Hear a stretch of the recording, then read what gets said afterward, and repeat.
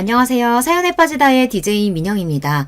오늘 사연자는 생각지도 못했던 반전에 혀를 내둘렀다는데요. 과연 어떤 사연인지 들어보겠습니다. 오늘도 두 가지 사연 준비되어 있으니 끝까지 들어주시고요. 그럼 오늘의 사연 바로 시작해 볼게요. 구독과 좋아요도 잊지 말고 꾹 눌러주세요. 안녕하세요. 저는 결혼한 지 10년이 조금 넘은 40대 여자입니다. 저는 아들 하나, 딸 하나 해서 애 둘을 키우고 있는 전업주부예요. 남편은 시아버지께서 운영하시는 회사에서 시아버지를 도와 일하고 있습니다. 저는 평범한 집안에서 태어나 남들 학교 갈 때 학교 가고 취직할 때 취직해서 살다가 결혼도 남들 다 할 때 무난하게 했거든요. 남편과도 사이가 좋아서 결혼 생활 내내 큰 고비 없이 잘 지냈습니다.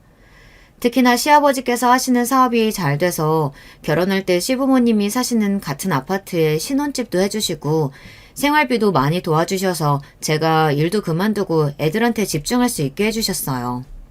문제라고는 없을 것 같은 제 인생에 얼마 전 한 가지 고민이 생겼습니다. 고민거리는 바로 시어머니예요. 결혼 초기에는 그렇지 않았는데 몇 년 전부터 시어머니께서 좀 이상해졌습니다. 원래 시어머니도 평범한 가정주부였어요. 그런데 몇 년 전 취미생활로 문화센터를 다니면서 또래 아주머니들과 어울려 다니시더니 분위기가 많이 달라졌어요. 말투나 행동도 그렇고 씀씀이도 많이 달라졌어요. 원래는 미용실에서 염색하시는 것도 벌벌 떠시던 분인데 문화센터에서 친해진 분들과 어울려 다니시면서 강남에 있는 미용실에 가서 머리도 하고 네일이랑 마사지도 정기적으로 받으러 다니세요. 이렇게 좋은 걸 내가 몇십 년 동안 왜 모르고 살았나 몰라. 사람들이 다들 나더러 너무 바보처럼 살았대. 시어머니는 네일 색깔을 바꾸고 오실 때마다 너무 좋아서 하루 종일 손만 바라보고 계세요. 그런 모습을 보면 저는 마음이 좋았습니다. 시어머니께서 행복해 하시는 것 같아서요. 맞아요. 지금까지 자식 키우느라 고생 많이 하셨는데 노년에 즐겁게 보내시면 좋죠. 시어머니 말씀이 맞습니다. 결혼해서 자식 낳고 평생 남편이랑 자식들 뒷바라지만 하면서 사셨으니 이제 좀 여유롭게 지낼 수 있으면 좋아요. 그런데 시어머니는 좀 과해도 너무 과했어요. 그러다 보니 시아버지와 자꾸만 문제가 생겼습니다. 남편도 시어머니를 이해하지 못하는 눈치였고요. 미용실이나 네일, 마사지 같은 건 별거 아니었어요. 어느 날 시어머니와 제가 백화점에 살 게 있어서 같이 갔었는데 글쎄 시어머니께서 백화점 VIP더라고요. 아시죠? 백화점 VIP가 되려면 1년에 백화점에서 몇천 이상은 무조건 써야 가능해요. 저는 놀라서 시어머니께 물었습니다. 분명 그 전까지는 VIP가 아니었는데 어떻게 VIP까지 됐냐고요. 그러자 시어머니께서 하시는 말씀이 기가 막혔습니다. 나랑 문센 다니는 아줌마 중에 백화점 VIP 아닌 사람이 나밖에 없는 거야. 그래서 내가 너희 시아버지한테 말해서 작년 1년 동안 명절 선물이며 거래처 선물, 장 보는 거 다 지출은 이 백화점에서만 하고 다녔지. 그랬더니 VIP가 되긴 하더라.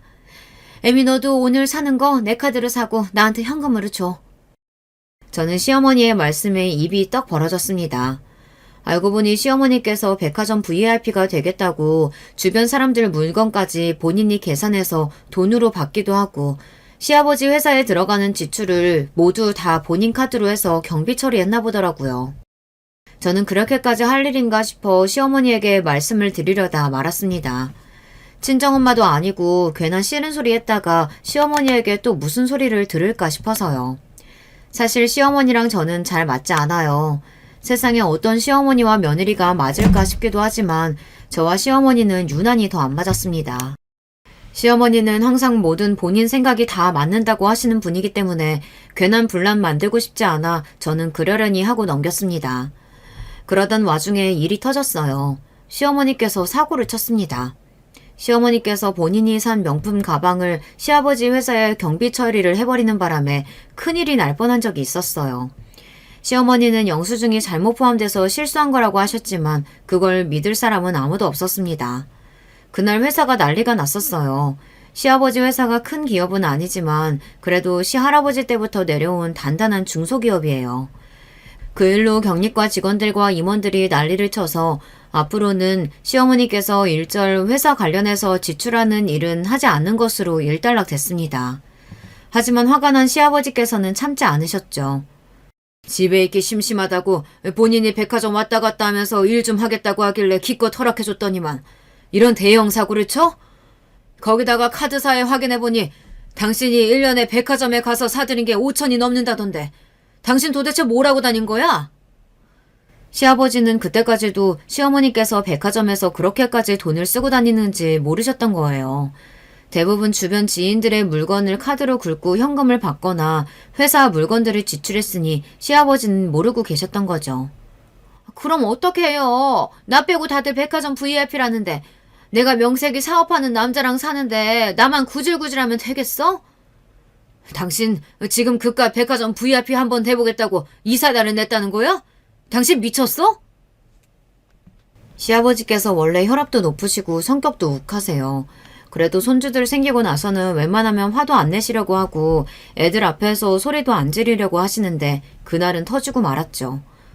아버지 이제 고정하세요. 어머니도 실수하신 거라고 하시니까 이제 다신 이런 일 없을 거예요. 남편이 나서지 않았다면 큰 싸움으로 번졌을 거예요. 시아버지께서는 끝까지 다시는 이런 사고 치지 말라며 시어머니께 신신당부했습니다. 그 일이 있고 나서 시아버지께서는 시어머니의 카드 한도를 확 내려버리셨어요. 시아버지로서는 당연한 조치였어요. 하지만 시어머니께서는 불만이 이만저만이 아니었습니다. 매일 투덜거리셨어요. 그리고 가장 불편한 건 저였습니다. 시어머니께서 본인 마음대로 돈을 못 쓰게 되시니 자꾸 같은 아파트에 사는 저를 불러내 전에 안 하시던 시집살이를 시키시더라고요. 어찌 보면 남들 다 하는 시집살이 뭐가 어렵냐고 할 수도 있지만 저희 시어머니는 유별나도 너무 유별나요. 일일이 말로 설명하기 어렵지만 사람을 피곤하게 하는 게 있어요. 제가 아침에 애들을 학교에 보내고 집에 들어와서 좀 쉬고 있으면 득달같이 전화가 옵니다. 너는 애들 보내고 나면 할 일도 없으면서 집에 들러서 나랑 좀 같이 놀아주고 가지. 꼭 그렇게 바로 올라가야겠니? 시댁이 바로 같은 동에 2층이고 저는 10층이에요. 저도 애들 보내고 나름 할 일이 많은데 매일 전화 와서 같이 백화점 가자, 놀러 가자, 밥 먹으러 가자. 정말 스트레스였습니다. 저도 오늘은 집에 할 일이 많아서 못 나갈 것 같아요. 다음 주에나 같이 점심 먹어요, 어머님. 애들이 학교에 가면 1시에 끝나요. 고작 3, 4시간 쉬는 시간인데 매일 아침이면 연락해서 그 시간마저 방해하려고 하시니 은근 짜증이 났습니다. 암튼 요즘 며느리들은 시어머니가 말을 해도 자기 할 말만 다 한다니까. 나는 옛날에 우리 시어머니가 오라고 하면 자다가도 벌떡 일어나서 갔어. 시어머니는 제가 무슨 5분 대기주라도 되는 것처럼 본인이 부르면 무조건 와야 했어요. 제가 일이라도 있다고 하면 버럭 짜증부터 냈습니다. 저는 결혼하고 나서야 소리 지르고 막말을 해야만 시집살이가 아니라는 걸 알았습니다. 저희 시어머니처럼 은근히 사람 피곤하게 하는 것도 시집살이더라고요. 그뿐만이 아니에요. 도와주는 것도 없으면서 듣기 싫은 잔소리는 얼마나 하는지 모릅니다. 시어머니는 툭하면 불쑥불쑥 우리 집에 오셨어요.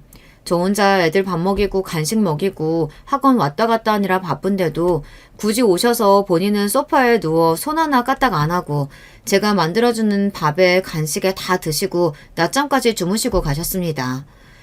굳이 같은 동에 사시면서 말이죠. 너는 애들 먹는 건 좀 신경 써서 하지. 간식이라고는 매일 빵이랑 과자밖에 없니? 다른 엄마들은 좋은 것도 많이 만들어서 해주던데. 애들은 정수기 물 주지 말고 보리차 끓여주라니까. 애미 너는 시애미 말을 참 귀뚱으로도 안 들어. 매일 냉장고며 서랍장이며 마음대로 열어보시면서 괜한 꼬투리를 잡으며 사사건건 간섭했어요. 더군다나 더 웃긴 건 매일 오실 때마다 애들 보고 싶어서 왔다고 하시는데 애들한테는 관심도 없었다는 거예요. 애들이 뭘 좋아하는지 어디를 가는지 일절 물어보지도 않으시고 매일 저만 붙들고 하소연에 잔소리만 했다는 겁니다. 너희 시아버지는 언제 나가는지 언제 들어오는지 일절 말도 안 하시면서 본인이 들어오면 알아서 밥 나오고 나갈 때 알아서 밥이 나오는 줄 안다니까. 가만 보면 나를 아내가 아니라 무슨 식모 취급을 해. 시어머니의 하소연 중 90%는 시아버지 욕이었어요. 물론 시어머니도 얼마나 답답하면 저에게까지 그런 소리를 하실까 싶다가도 며느리인 제 입장에서는 시어머니께서 시아버지 욕을 할 때마다 어떻게 반응해야 할지 모르겠다는 겁니다. 아버님께서 워낙 무뚝뚝하시잖아요. 마음은 안 그러실 텐데 표현을 잘 못하시는 것 같아요. 애미 너는 내 덕분에 다정한 가정적인 남편이랑 살아서 모르는 거야. 요즘 여자들은 네 시아버지 같은 남자랑은 하루도 못 살걸? 아휴, 그런 남자랑 40년 넘게 살아왔다는 내가 스스로 대견하다 대견해. 시어머니는 당신이야 아무것도 안 하고 떠들기만 하니까 모르겠지만 저는 애들하고 정신없는 와중에 시어머니의 하소연까지 들어줘야 하니 너무 피곤했습니다. 시어머니가 집에 오셨다가 돌아가시면 저는 기가 쏙 빨려 몸에 힘이 하나도 없었어요. 주변에는 시댁이랑 같은 아파트에 산다고 하면 일이 생기거나 바쁠 때 시댁에 애들 맡길 수 있어서 좋겠다고 하지만 모르는 소리예요. 저희 시어머니는 혹여나 애들이 집에 올까 오히려 걱정합니다. 심지어 애들이 할머니 집에 가고 싶다고 졸라도 시어머니는 별로 좋아하지도 않아요. 할머니, 내일 쉬는 날이니까 오늘 할머니네 가서 자고 오면 안 돼요? 할머니네는 알마의자도 있고 돌침대도 있어서 좋은데. 애들이 시댁에 있는 돌침대에서 자는 걸 좋아해서 자주 가고 싶다고 했었는데 그럴 때마다 시어머니께서 안 된다고 하셨어요. 아이고, 멀쩡한 너희 집 놔두고 잠을 왜 할머니네 와서 자. 할머니 예민해서 누구랑 한 침대에서 못 자. 그래서 할아버지랑도 따로 자잖아. 그럼 잠은 집에 와서 자고 저녁까지만 좀 놀다 가면 안 돼요? 아유, 할머니 오늘 바빠. 네일 받으러 갔다가 마사지도 받아야 하고 요즘 자꾸 눈가에 주름이 생겨서 피부과도 가야 돼. 다음에 와, 다음에. 손주라고 많지도 않은데도 시어머니는 애들한테도 별로 관심이 없었어요. 오로지 본인 일에만 신경 썼어요. 네일아트에 마사지도 모자라 언제부턴가는 피부과에 필러나 주사까지 맞으러 다니시더라고요. 저는 오히려 시어머니가 바쁘면 더 좋았습니다. 우리 집에 자주 안 오시니까요.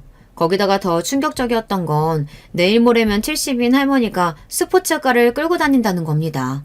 물론 본인이 능력되고 운전 잘하시면 무슨 차를 타든 상관없죠. 하지만 시어머니는 가족들과 상의도 없이 일을 크게 벌리고 다녀요. 결혼 생활 내내 시어머니께서 사고를 치신 얘기만 해도 끝이 없습니다. 스포츠카를 사실 때도 그랬어요. 30대 때 운전면허를 따고 자식들 키우면서 10년 정도 운전하시다가 20년을 넘게 운전을 안 하셨어요. 그런데 뜬금없이 차를 예약했다고 하시더라고요. 나도 이제 좀 자유롭게 움직이고 싶어서 차 한 대 계약했으니까 당신이 계약금 좀 내요. 식구들끼리 모여 저녁 식사를 하는 자리에서 시어머니께서 시아버지에게 하신 말씀입니다. 함께 있던 저희 부부는 물론 시아버지도 놀라셔서 들고 있던 수저를 탁 소리가 나게 내려놓았어요. 20년도 넘게 운전대 안 잡은 사람이 그 나이에 운전을 어떻게 해? 그리고 차가 필요하면 내 차 같이 쓰면 되지. 당신이 무슨 돈이 있다고 차를 사? 시아버지는 자식들도 있으니 최대한 참고 이야기하셨지만 그 목소리에서 화가 그대로 느껴졌어요. 저와 남편은 슬금슬금 시부모님의 눈치를 살폈습니다. 이러다가 또 싸우실 것 같아서요. 돈이 없으니까 당신한테 계약금 내달라는 거 아니야. 내가 돈이 있으면 당신한테 얘기했겠어? 계약금은 그렇다 치고 나머지 돈은 어떻게 낼 건데? 설마 당신 나 모르게 숨겨둔 비상금이라도 있어? 비상금은 무슨... 당신이 나 못 믿는다고 카드만 하나 덜렁 주고 현금이라고는 구경도 안 시켜준 자가 언젠데. 내가 비상금이 어딨어. 당연히 나머지 돈은 당신이 내야지. 이 여자가 다 늙어서 갑자기 노망이 났나. 당신 마음대로 계약하고 오면 내가 알아서 다 해결해줘야 하는 거야? 시어머니의 당당함에 점점 시아버지의 목소리도 높아져 갔습니다. 내가 지금까지 당신이랑 40년 넘게 살면서 온갖 고생 다 했는데 고작 차 한 대 못 사줘? 난 죽기 전에 그 차는 한번 꼭 타보고 죽는 게 소원이니까 들어줘. 안 그러면 나도 당신이랑 안 살고 나가버릴 거야. 시어머니는 막무가내였어요. 이미 계약한 차니 안 사주면 집을 나가버리겠다고 하셨습니다. 아이고, 저 옆에 내가 드디어 정신이 나갔고만 나갔어. 시아버지는 머리가 아프다는 듯 연신 이마를 잡으셨어요. 저와 남편은 뭐라 말해야 할지 몰라 우물쭈물하고 있었습니다. 그로부터 몇 달 뒤 애들을 학교 보내고 집에 들어왔는데 시어머니에게 전화가 왔어요. 보여줄 게 있으니 잠깐 1층으로 내려와 보라고요. 저는 또 무슨 일인가 싶어 1층으로 내려갔습니다. 그런데 1층에 내려가자마자 제 눈앞에 펼쳐진 광경에 저는 입을 다물지 못했어요. 너무 놀라서요. 시아버지를 어떻게 설득하셨는지 시어머니께서는 정말 차를 사셨습니다. 그것도 보통 차가 아니라 1억이 넘는 스포츠카를 샀어요. 저는 놀라서 사고 싶다고 하신 차가 정말 이 차가 맞느냐고 시어머니께 몇 번이나 물었습니다. 아유, 너는 젊은 애가 뭘 이 정도 가지고 호들갑이니? 이 차 맞아.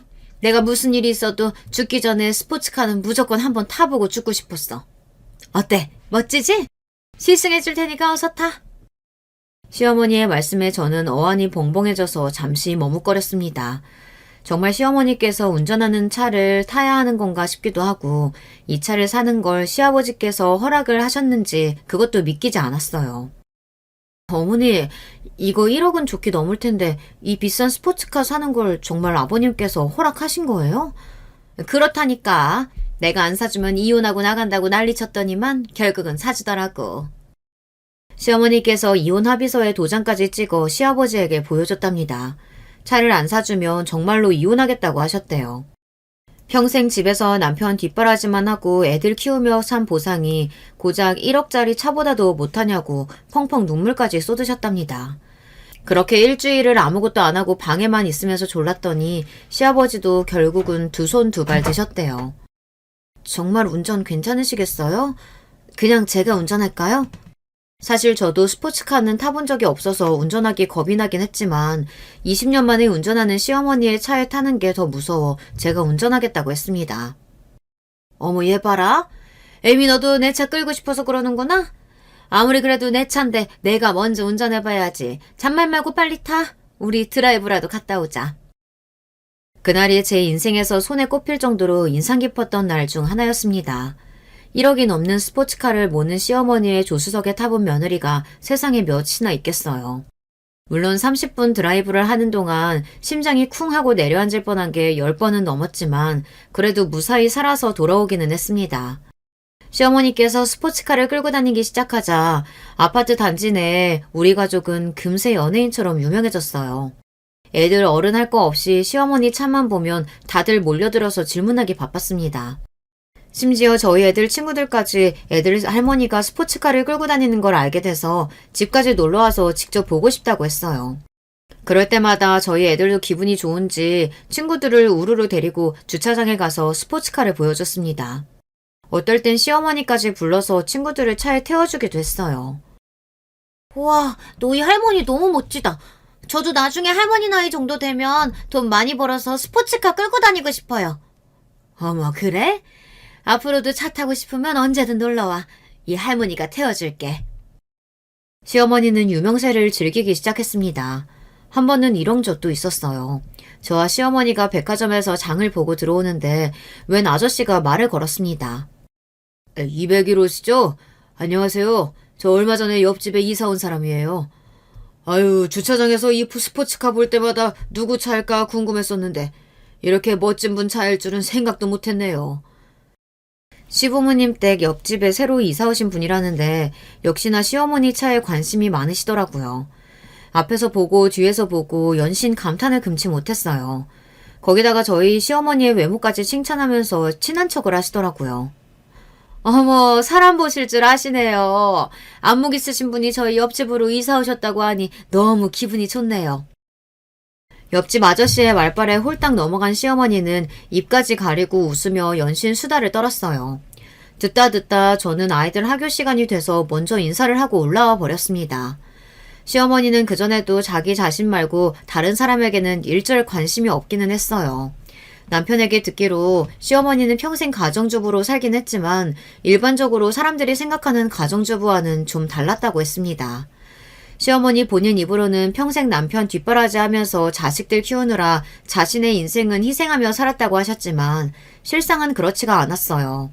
남편은 결혼 전까지 30년 넘게 아침밥이라는 걸 먹어본 적이 없다고 했습니다. 시아버지도 마찬가지고요. 더군다나 시아버지께서 코를 고신다는 이유로 시어머니는 남편이 아주 어릴 때부터 시아버지와 각방을 썼답니다. 지금까지도 시어머니는 항상 당신이 불면증이 심해 잠을 못 자니 본인이 일어날 때까지 절대 깨우지 말라고 하세요.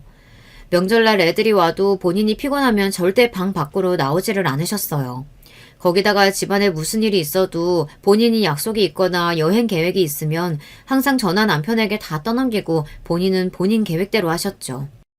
그 정도가 어느 정도냐면 남편에게 여동생이 하나 있어요. 저에게는 시누이죠. 어릴 때 미국으로 유학 갔다 취직도 미국에서 하고 미국 남자와 결혼해서 현재 미국에 살아요. 그런데 최근 그 시누이가 아이를 낳았습니다.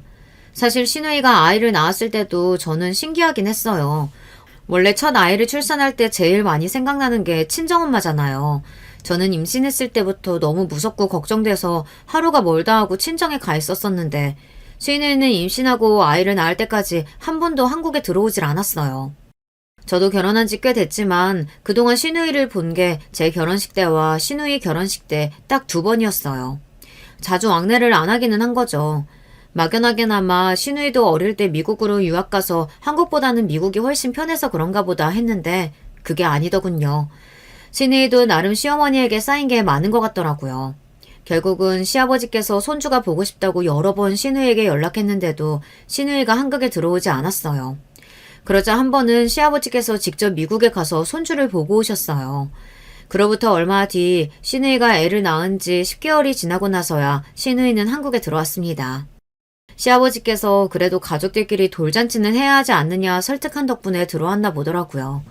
그런데 문제는 역시나 시어머니였습니다. 몇 년 만에 딸이랑 사위가 미국에 들어왔는데도 일절 신경을 안 썼어요. 그러다 결국에 시누이랑 시어머니랑 싸움이 났나 보더라고요. 내가 엄마한테 밥을 해달래, 애를 봐달래. 몇 년 만에 미국에서 사위가 들어왔으면 씨암탉은 아니더라도 같이 밥은 한번 먹어야 되는 거 아니야? 어떻게 된 장모가 5년 만에 만난 딸이랑 사위 두고 맨날 그렇게 놀러 다닐 수가 있어? 시누이도 서운할 만했어요. 시누이가 미국에서 결혼하고 나서 시아버지는 몇 번 미국에 왔다 갔다 하셨지만 시어머니는 오래 비행기 타는 거 싫고 영어 울렁증이 있다면서 한 번도 안 가셨어요. 그랬으니 정말 시어머니와 시누이는 거의 5년 만에 만나는 거였죠. 그런데 시어머니는 이제가 10개월 된 손주를 데리고 미국에서 나온 딸 부부를 두고 매일 약속 있다고 나가버렸나 보더라고요. 시누이도 한국에 들어온 게 오랜만이라 많은 게 낯설고 어색한데 며칠을 집에만 있었던 거죠. 다 클 때까지 키워주고 먹여줬으면 됐지. 결혼까지 한 자식을 내가 뭘 더 해줘야 돼. 엄마도 엄마 인생 있어. 너희 같다고 너희 오기 전에 잡아둔 내 약속까지 다 취소할 순 없잖아. 누가 보면 엄마가 나나 오빠를 애지중지 키운 줄 알겠네. 말은 바로 해야지. 엄마가 날 키워주고 먹여주긴 언제 그랬다 그래. 나 10살 되자마자 미국 보내놓고 방학 때 한국 들어오면 매번 기차 타고 영어 캠프나 걸스카우트 이런 데 돈만 주고 다 보냈잖아. 어릴 적 있었던 남편의 이야기를 들었을 때도 남편이 안쓰럽다고 생각했었는데 시누이의 이야기를 듣고 보니 시어머니가 모성애가 많이 부족한 사람이긴 한 것 같더라고요. 남편이고 시누이고 시어머니 배 아파서 낳은 친자식인데 같은 엄마로서 이해가 되지 않을 정도로 시어머니는 자식들을 사랑하는 법을 모르시는 분 같았어요. 됐어. 내가 엄마한테 뭘 바라겠어. 그냥 나가. 나도 아빠 봐서 한국에 있는 동안은 여기 있으려고 했는데 안 되겠다. 그냥 호텔로 갈게. 시누이는 참다 안 되겠는지 그냥 호텔에서 지내겠다고 했나 봐요. 그런데 그 일로 괜히 저에게까지 불통이 튀었습니다. 자식이라면 애지중지하시는 시아버지께서 시누이가 호텔로 간다는 이야기를 듣고 가만히 계실 리가 없었어요. 시어머니에게 난리를 치셨나 보더라고요.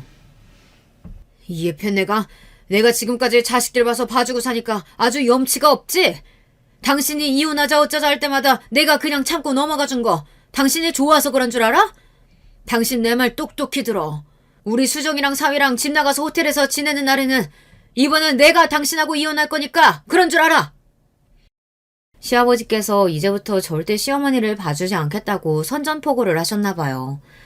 다 늙어서까지 이런 식으로 가정에 소홀하게 굴면 카드고 뭐고 다 뺏고 쫓아내겠다고까지 하셨답니다. 카드를 뺏겠다는 시아버지의 말씀에 시어머니도 시겁하기는 했는지 더 이야기하지 않고 깨갱하셨답니다. 그래도 시어머니가 최소한 양심은 있으신지 하루 이틀은 안 나가고 댁에 계시며 시누이를 챙기긴 하셨나 보더라고요. 그런데 사람이 어디 변하나요? 며칠 얌전히 계시는 척 하더니만 며칠도 못 버티고 결국은 저에게 전화를 했어요. 너는 며느리라는 애가 시누이가 미국에서 5년 만에 들어왔는데 어쩜 그렇게 신경을 안 쓸 수가 있니? 내가 바빠서 그러니까 네가 좀 와서 애들 밥도 좀 차려주고 데리고 나가서 과일이라도 좀 해줘. 명색이 맏며느리가 있는데 다 늙은 내가 애들 시중 들어야겠니? 시어머니는 말도 안 되는 소리를 해댔습니다. 저더러 시누이 밥을 챙기고 가이드를 하라네요. 물론 저도 오랜만에 만난 시누이가 반가워서 남편이랑 나름 챙긴다고 챙겼어요. 시어머니가 집에 안 계실 때 집에 몇 번 초대해서 같이 밥도 먹고 영화도 보고는 했습니다. 그런데 시어머니가 저런 식으로 이야기하시니 기분이 상하더군요. 하지만 평소 시어머니 성격을 워낙 잘 아는 저로서는 그 정도 말로는 화도 나지 않았어요. 그냥 그러려니 했습니다. 하지만 그래도 시누이를 위해서 가만히 있을 수는 없었어요. 저야 당연히 가족으로서 알아서 잘 챙기고 있죠. 제가 아무리 잘해도 엄마가 해주는 거랑 같나요? 몇 년 만에 한국에 온 건데 어머님이 좀 챙겨주셔야죠. 아버님도 그러라고 어머니 카드 아직 그대로 주신 거잖아요. 시아버지께서 하신 이야기를 뻔히 다 아는데 괜히 저에게 코트리를 잡으시니 얄미워서 더 한마디 했습니다. 어머 애미, 네가 뭘 안다고 혼수를 두니 혼수는. 내일은 내가 알아서 하니까 너는 신경 꺼. 저도 혹여나 아버님께서 정말 화나셔서 어머님 카드도 뺏고 이혼까지 하신다고 할까봐 걱정돼서 그러죠. 뭐? 이혼? 네가 네 시아버지에 대해 잘 모르나 본데 말은 저렇게 못되게 해도 그 인간 나 없으면 못 살아. 우리 부부 일은 내가 더 잘하니까 애미 너는 네 일이나 알아서 해라.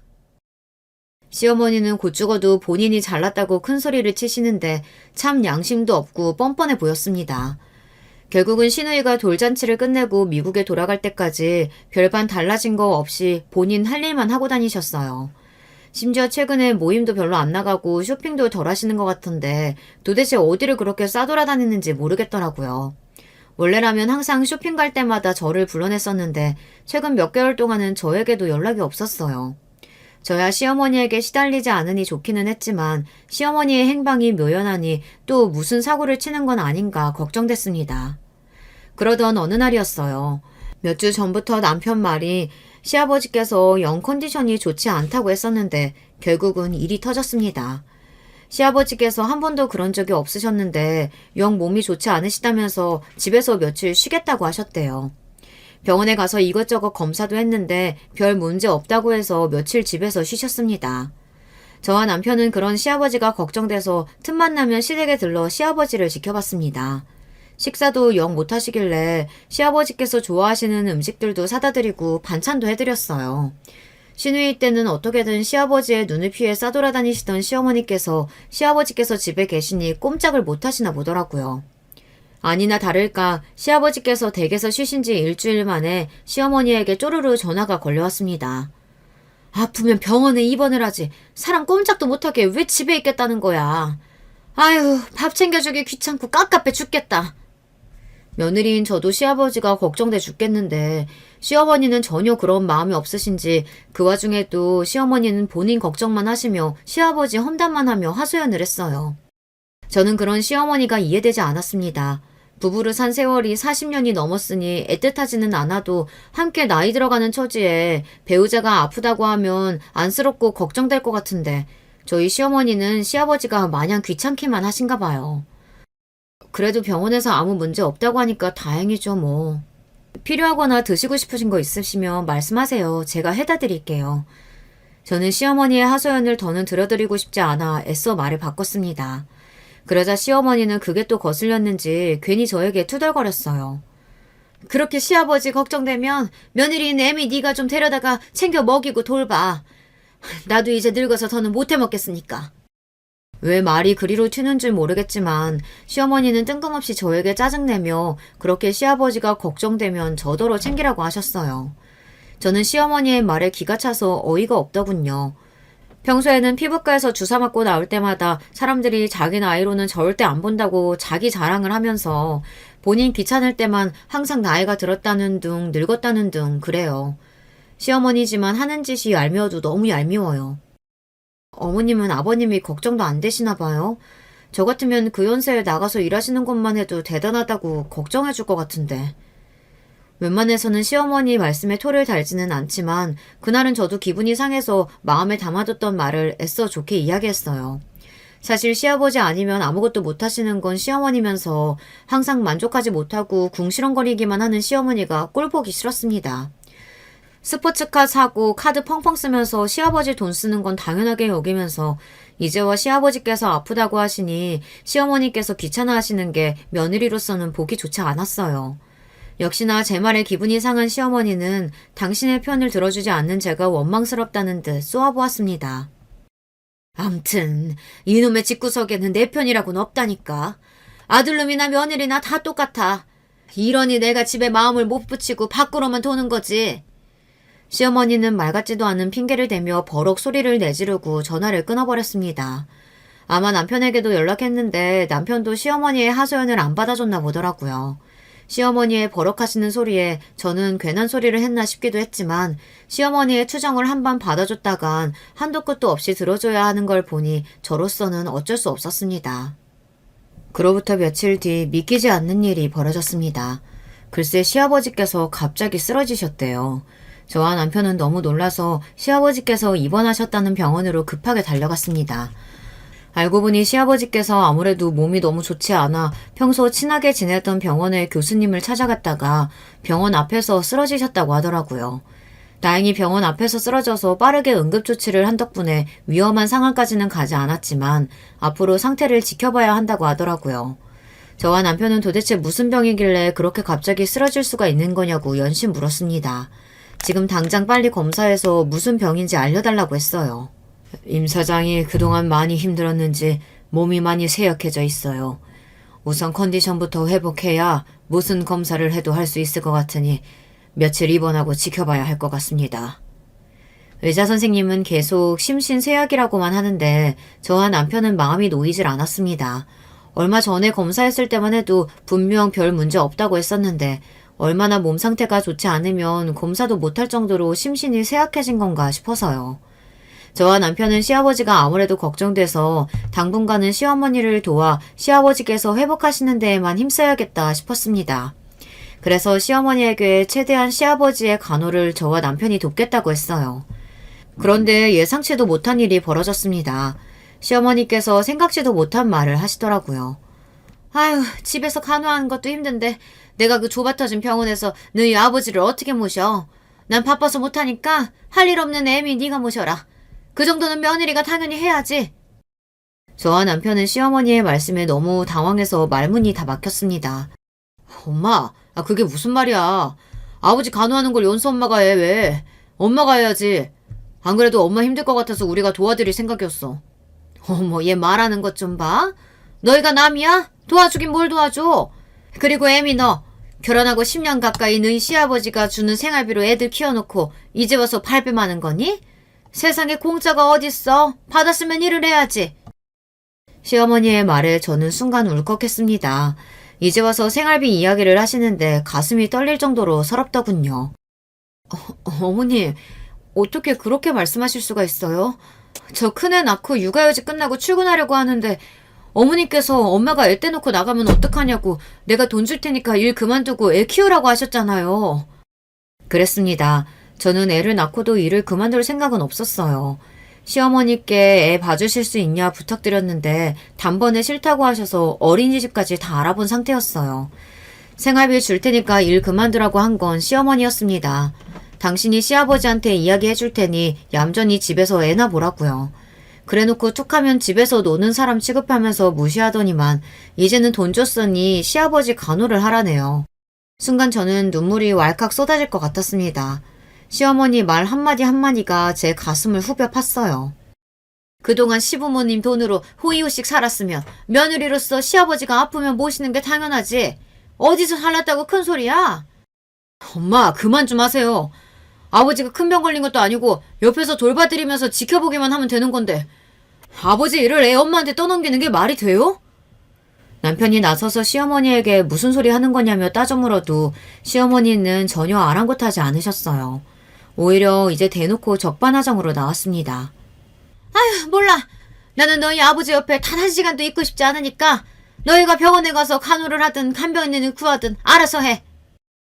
시어머니는 본인이랑은 상관없는 일이라며 머리를 절레절레 흔들더니 나가버렸습니다. 저와 남편은 너무 기가 막혀서 혀를 내둘렀어요. 아무리 시아버지와 사이가 좋지 않으셨다고 해도 그렇지 어떻게 저렇게까지 하실 수 있나 싶었습니다. 시어머니랑은 도저히 말이 통하지 않으니 더는 말도 섞고 싶지 않았습니다. 할 수 없이 그날 이후 남편과 제가 시아버지를 돌봤습니다. 남편이 어떻게든 도우려고 많이 노력했지만 시아버지께서 갑작스레 쓰러지시는 바람에 회사도 비상이라 남편이 회사를 오래 자리를 비울 수가 없었어요. 시아버지께서 갑자기 쓰러지시는 바람에 회사도 비상이라 남편이 회사에 오래 자리를 비울 수가 없었어요. 그러다 보니 자연스레 제가 시아버지 곁에 머무는 날이 많았습니다. 애들 돌보면서 병원에 왔다 갔다 하는 게 생각보다 정신은 없었지만 그래도 시아버지께서 하루라도 빨리 회복만 하시기를 바랬습니다. 그러던 중 믿기지 않는 일이 벌어졌어요. 끔찍한 광경을 제 두 눈으로 목격하고 말았습니다. 근처에 일이 있어서 나갔다가 들어오는데 익숙한 차 한 대를 보고 말았습니다. 그것도 그 차가 절대 들어가서는 안 되는 장소로 들어가는 걸 보고 말았죠. 글쎄 시어머니의 그 요란한 스포츠카가 모텔 주차장으로 들어가는 걸 목격했습니다. 저는 제가 잘못 봤다고 믿고 싶었습니다. 아니, 잘못 봤다고 생각했어요. 그래서 저는 모텔 주차장으로 따라 들어갔습니다. 모텔로 들어간 게 시어머니의 차라도 차 안에는 시어머니가 아닌 다른 사람이 타 있기를 바랬어요. 그런데 제 기대는 산산이 부서지고 말았습니다. 조수석에서 시어머니가 밝게 웃으며 내렸어요. 더군다나 더 기가 막힌 건 운전석에서 내린 남자가 저도 아는 사람이었다는 겁니다. 바로 몇 달 전 아파트 주차장에서 만났던 이웃이었어요. 시댁 바로 옆집에 새로 이사 왔다던 바로 그 아저씨요. 저는 입이 다물어지지 않아 그 자리에 한참 멍하니 서 있었습니다. 시어머니의 불륜을 목격하는 며느리가 저 말고 이 세상에 또 있을까요? 저는 모텔 주차장에서 시어머니와 옆집 아저씨를 보고 난 이후 도무지 어떻게 해야 할지 몰라 혼자 끙끙 앓았습니다. 그리고 병실에 홀로 누워 계신 시아버지가 더 안쓰럽게 느껴졌어요. 평생 회사와 가정만을 생각하며 살아오셨는데 이 연세에 아내의 배신까지 겪게 되셨으니 얼마나 속이 상하실까 싶어서요. 시어머니의 일도 일이었지만 우선 시아버지께서 하루라도 빨리 회복하시는 게 먼저이니 저는 시아버지의 병간호에 더 힘을 썼습니다. 시어머니께서 그동안 집안일에도 일절 신경도 안 쓰고 소홀했던 건 역시나 정신이 딴 데 팔려서였어요. 저라도 시아버지 곁에서 잘 챙겨야 시아버지께서 금방 일어나실 거라고 믿었습니다. 저는 매일 같은 시간 병원에 들러 시아버지께 책을 읽어드리기도 하고 재미있는 이야기도 해드리며 곁을 지켰습니다. 그러던 중 믿기지 않는 일이 벌어졌어요. 그날은 제가 오후에 일이 있어 조금 일찍 병원에 들렀는데 병실 문을 열자마자 너무 놀라서 뒤로 넘어질 뻔했습니다. 분명 바로 그 전날까지만 해도 누워 계셨던 시아버지께서 자리에서 벌떡 일어나 창 밖을 보고 계셨어요. 저는 너무 놀라서 들고 있던 짐들도 그대로 바닥에 다 떨어뜨리고 시아버지에게 달려갔습니다. 아버님, 정말 일어나신 거예요? 너무 잘하셨어요. 저 아버님 큰며느리 누군지 알아보시겠어요? 저는 시아버지 앞으로 다가가 너무 좋아서 밝게 웃었습니다. 신이 나서 곧장 남편에게 전화하려던 참이었어요. 그러자 시아버지께서 멍한 눈동자로 저를 빤히 바라보시면서 전화하지 말라고 하셨습니다. 그러더니 한다는 말씀이 충격적이었어요.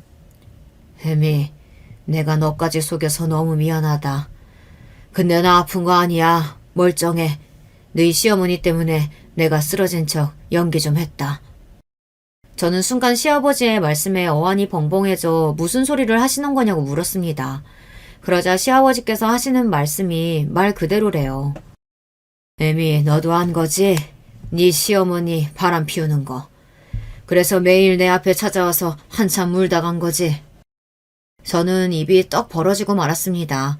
제가 매일 병실로 찾아와 책을 읽어드리기도 하고 이런저런 이야기를 혼자 떠들다 결국은 눈물이 터져 한참을 울다가 가기는 했어요.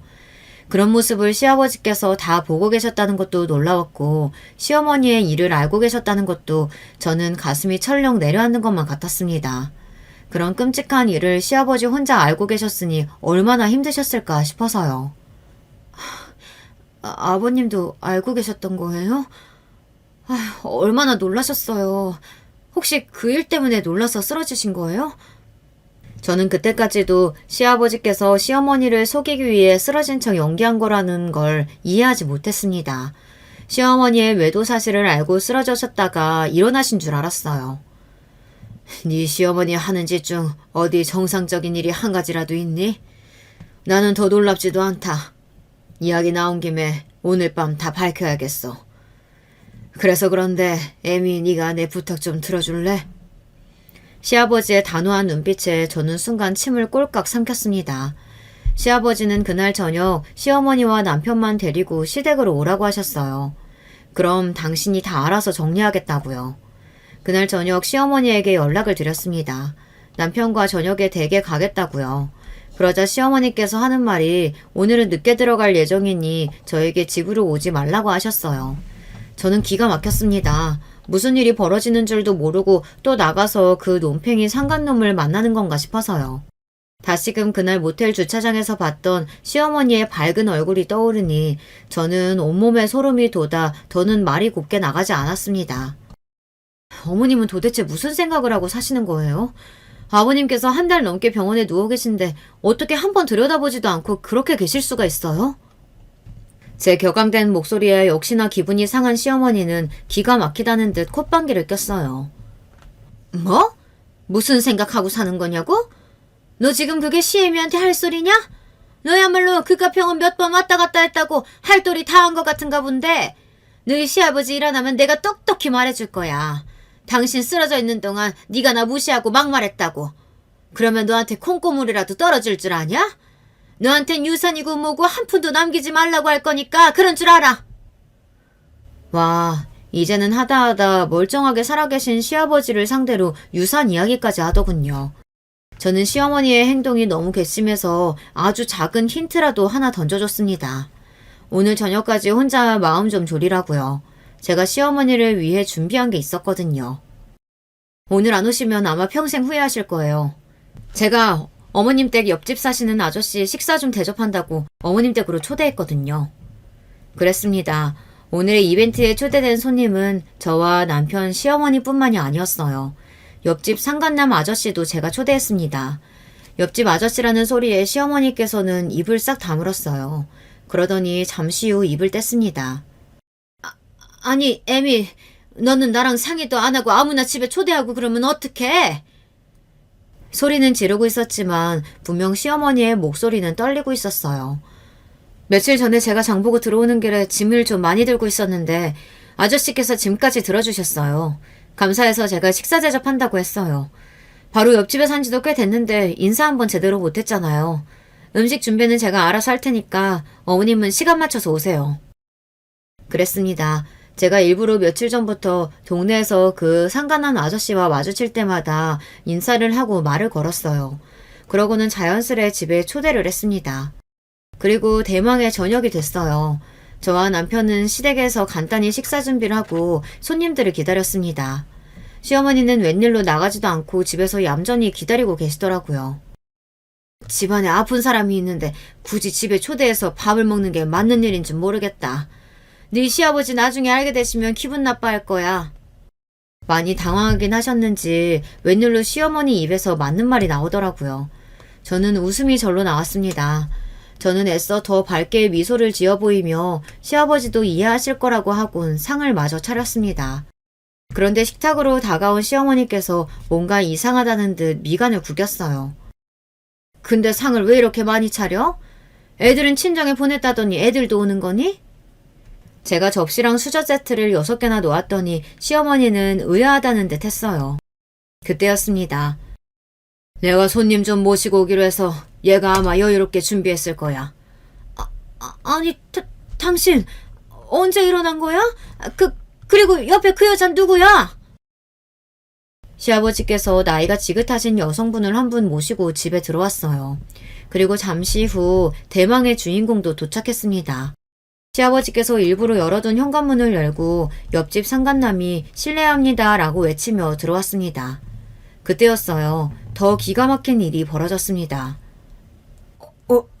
여보, 당신이 여기 어떻게 영국에 있는 거 아니었어? 여보?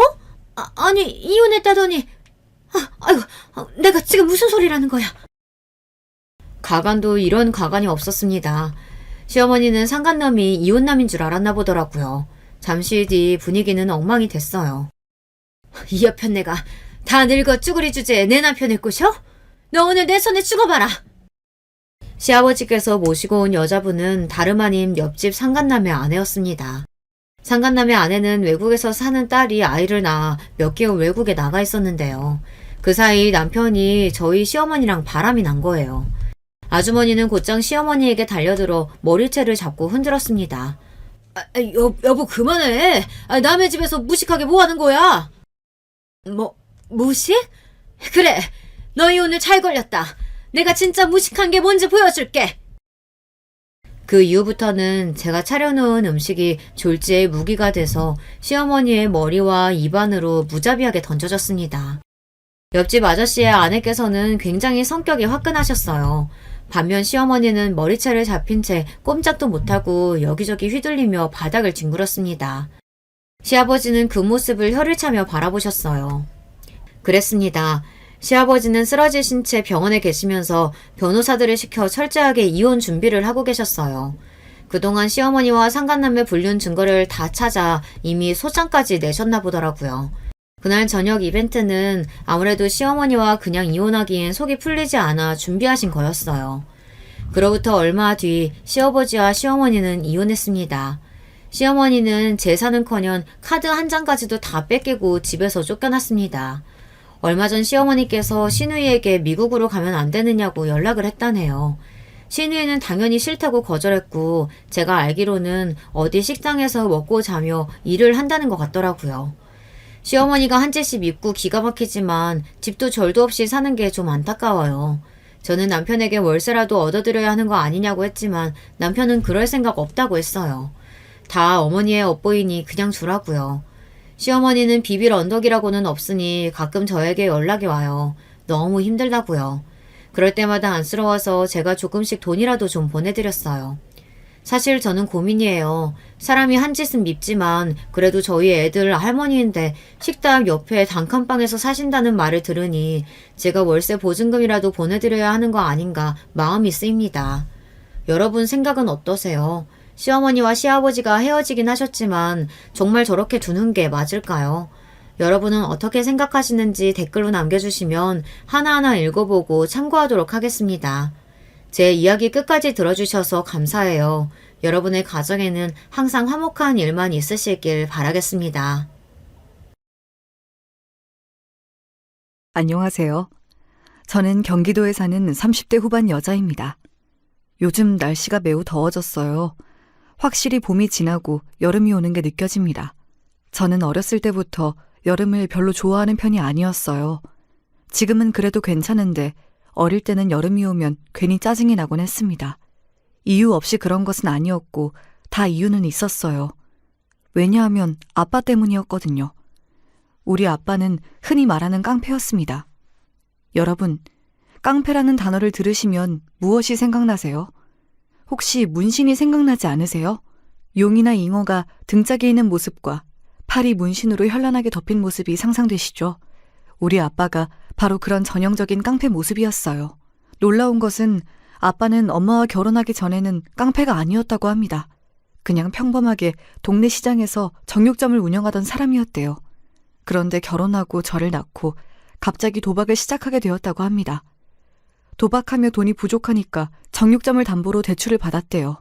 그 과정에서 은행에서 대출이 나오지 않자 사채를 쓰게 되었고 갚지 못해서 또 사채를 쓰고 반복하다 아예 본인이 깡패가 되었다고 합니다. 이 모든 게 제가 학교에 들어가기 전에 이루어진 일이에요.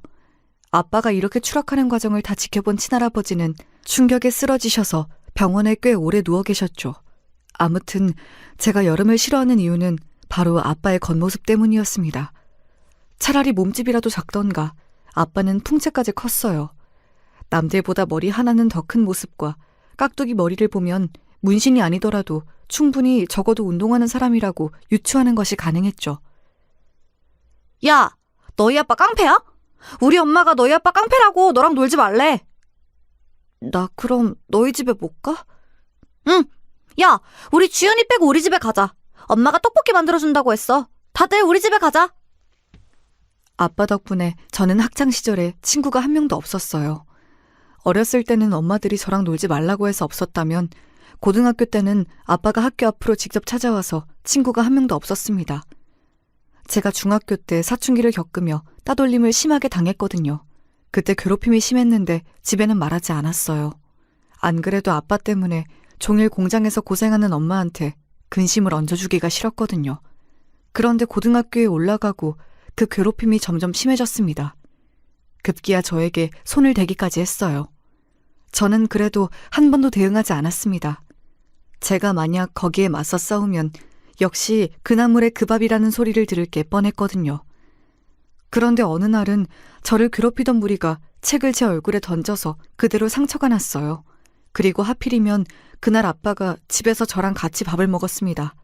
원래 집에도 잘 들어오지 않던 양반이 하필 그날 제 얼굴을 봤던 거죠. 야, 딸, 얼굴에 그게 뭐냐? 너 어디서 맞고 다니냐? 됐어. 아빠는 밥이나 먹어. 아빠야말로 밖에서 싸움 그만하고 다녀. 야, 내가 왜 밖에서 그렇게 싸돌아다니는데? 야, 너 얼굴 누가 그렇게 했어? 앞장서, 아우. 일 크게 만들지 마. 엄마한텐 비밀로 해. 그리고 아빠한테 알려줄 생각 없으니까 가만히 앉아서 밥이나 먹어. 다른 건 몰라도 내가 미선이랑 너 괴롭히는 것들은 다 죽여버릴 거야, 어? 알았으니까 밥이나 먹으라고. 그리고 엄마 괴롭히는 건 아빠야. 밖에서 싸울 시간에 돈이나 벌어오라고. 엄마가 왜 종일 공장에서 일하는데. 그래, 미안하다. 여기서 주목할 점은 아빠는 저와 엄마에게는 무척 약했다는 사실이에요. 그리고 놀랍지만 무려 엄마는 아빠의 첫사랑입니다. 외할아버지는 그래서 아빠를 아예 외가에 발도들이지 못하게 하셨어요. 저 망할 놈이 우리 미선이 절대 고생 안 시킨 데서 결혼 허락했더니 깡패가 되어서 용이랑 잉어를 몸에 도배할 줄은 몰랐지. 내가 진짜 주연이만 아니었어도 이혼시켰어. 아니야! 지금이라도 이혼해! 아이고, 미선아. 아빠, 그래도 저 인간이 나랑 주연이한텐 손 안 올려요. 저러다 정신 차리면 또 잘 살 거야. 너무 걱정하지 마요. 그래도 덕분에 나랑 주연이 어디 가서 당하고 살진 않잖아. 아이고, 내 새끼 속도 좋다. 나는 사위만 생각하면 자다가도 화병이 나서 잠이 깨! 엄마는 외할머니 없이 외할아버지 손에 자랐거든요. 그래서 외할아버지는 엄마를 정말 끔찍하게 아끼셨어요. 그렇게 아낀 딸을 결혼시켰더니 사위가 깡패가 되었죠. 얼마나 당신에게 큰 충격이었겠어요. 외할아버지는 그런 엄마가 안타깝다고 돈이 생기면 우리 집에 가져다 주셨어요. 덕분에 아주 찢어지게 가난하게 살진 않아도 되었죠. 아무튼 저렇게 아빠와 저녁을 먹고 다음 날이었어요. 그날도 저를 괴롭히던 무리는 여전했어요. 야, 이지연! 너희 아빠 깡패라며! 그럼 나랑도 싸울래? 너 나랑 1대1로 싸울래? 저는 하도 어릴 때부터 저런 괴롭힘을 당해서 담담했어요. 그래서 최대한 무시하고 교문 밖을 나섰는데 제 눈앞에 아빠가 서 있었어요. 그리고 아빠는 제가 학교를 나서며 교문을 걸어오는 과정을 다 지켜보고 있었죠. 저를 괴롭히던 아이가 일부러 저를 건드는 것을 이미 목격한 뒤였어요. 야, 너 뭐야? 너 뭔데 내 딸 괴롭혀? 그래, 나 깡패다. 너 나랑 싸울래? 조그만 게 어디서 까불어? 야, 너 이름 뭐야? 아빠, 뭐야? 언제 와서 기다리고 있었어? 주연아, 비켜봐. 야, 너 이리 안 와? 너 거기 안 서? 아빠는 쌍욕을 하며 저를 괴롭히던 가해자한테 다가갔어요. 아무리 딸이 괴롭힘을 당했어도 상대는 학생이잖아요. 물론 주먹으로 싸우진 않았고 가해자도 아빠를 보자 그 기에 눌렸는지 꼬리를 금방 내렸어요. 하지만 이 사건으로 인해 저는 학교에서 완전히 혼자가 되었습니다. 야, 딸.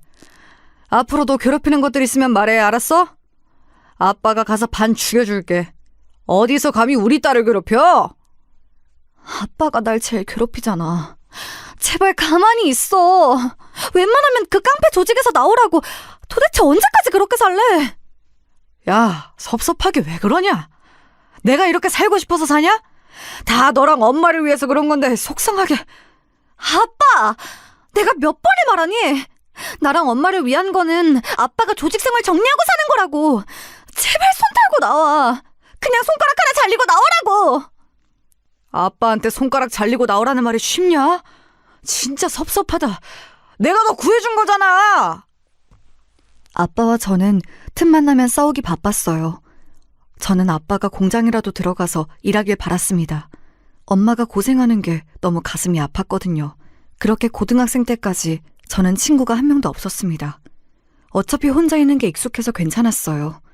그러다 제가 고등학교 3학년이 된 해에 우리 가족에게 첫 번째 불행이 생겼습니다. 바로 외할아버지가 간암에 걸려 돌아가셨어요. 병원에서 발견했을 때는 이미 너무 늦어서 쓰러지고 거의 바로 하늘로 가셨습니다. 아빠, 어떡해, 아빠! 이렇게 가면 어떡해! 엄마는 외할아버지의 죽음 때문에 정말 많이 슬퍼하셨어요. 외할아버지가 저도 무척 예뻐하셔서 저도 상당히 힘든 시간을 보냈습니다. 외할아버지의 죽음은 우리 가족에게 상당히 큰 불행을 가져왔어요. 가장 먼저 경제적으로 더 힘들어졌습니다. 외할아버지가 그래도 엄마를 생각해서 다달이 돈을 보내주셨거든요. 그런데 이제 그럴 수가 없었죠. 그렇다고 남긴 유산이 많은 편도 아니었어요. 그리고 무엇보다 엄마가 너무 슬퍼하셨어요. 유일한 버팀목이던 외할아버지가 하늘로 가셨으니 더 버티기 힘들다고 판단하셨나 봐요. 엄마는 공장에도 한동안 나가지 못하셨어요. 그러니 자연스럽게 우리 집은 수입이 하나도 없게 되었습니다. 그때는 제가 아직 학생이라서 나가서 돈을 벌지도 못했어요. 아니, 내가 봐주는 것도 한두 번이지. 이건 심하잖아요. 어? 돈을 몇 개월을 밀렸냐고. 이래도 되는 거야? 내가 땅 파서 세 주느냐고. 아, 드린다고. 아저씨, 내가 안 주겠다는 거 아니잖아. 준다고. 조금만 기다려달라는데 왜 그래? 이 사람이 어디서 큰 소리야? 여보, 경찰 불러. 월세를 몇 달을 밀린 집이 지금 어디서 큰 소리냐고. 내가 당신네 집안 깡패집인 줄 알았으면 애초에 안 받았지. 아, 내가 깡패짓해서 당신네 집한테 피해 준 거 있어? 내가 나가서 싸워도 여기 동네에 피해 안 주려고 얼마나 했었는데. 막말로 당신 가게 지금 깡패들한테 삥 안 뜯기는 거 나 덕분인 거 몰라? 알면서 왜 이래? 아이, 그럼 깡패한테 제가 다른 깡패한테 돈 안 뜯기게 해주셔서 정말 감사합니다 뭐 이렇게 말해야 돼? 다 필요 없어, 이 사람아. 돈이나 내놔. 집주인 아저씨는 급기야 현관 옆에 있던 방망이를 들어 아빠와 싸우기 시작했어요. 아무리 말려도 듣지 않던 두 남자는 결국 경찰서까지 가게 되었죠. 진지하게 고소하니 뭐니 하다 엄마가 결국 집주인 아주머니에게 무릎을 꿇고 빌어서 겨우 빠져나오게 되었답니다. 나 진짜 이제 힘들어. 당신이 이렇게 동네 창피하게 사고 칠 때마다 얼굴을 못 들고 다니겠어. 내가 주연이 데리고 시장에 가면 사람들이 얼마나 수군거리는지 알아? 미안하다. 내가 진짜 너랑 주연이 둘 고생 안 시키려고 그랬는데 이렇게 됐다. 미안하다. 할 말이 없어. 너무 미안해. 나가서 돈이라도 벌어, 제발. 나도 이제 못 참아. 내가 당신하고 어릴 때 만난 정 때문에 이렇게 버티고 버티는데 이제 한계야. 아버지도 돌아가시고 제발 정신 좀 차리면 안 돼? 미선아, 내가 정말 너한테 할 말이 없어. 너무 미안하고 또 미안해. 미안하다고 할 시간에 나가서 돈을 벌어오라고. 그날 밤 엄마와 아빠는 새벽 내내 대화했어요. 저는 중간까지 듣고 잠들었는데 일어나 보니 부모님이 둘 다 집에 계시지 않았습니다. 다시 늦은 밤이 되고 엄마는 집에 왔는데 아빠는 들어오지 않았어요. 엄마, 아빠가 안 오네? 또 어디 가서 사고 치는 거 아니야? 이제 경찰 아저씨들 얼굴 보는 것도 민망해. 이번엔 또 어디서 뭐라고 오는 거야? 설마 어제 사고 치고 오늘도 사고 치면 그게 사람이냐? 동물이지. 아휴, 내 팔자야.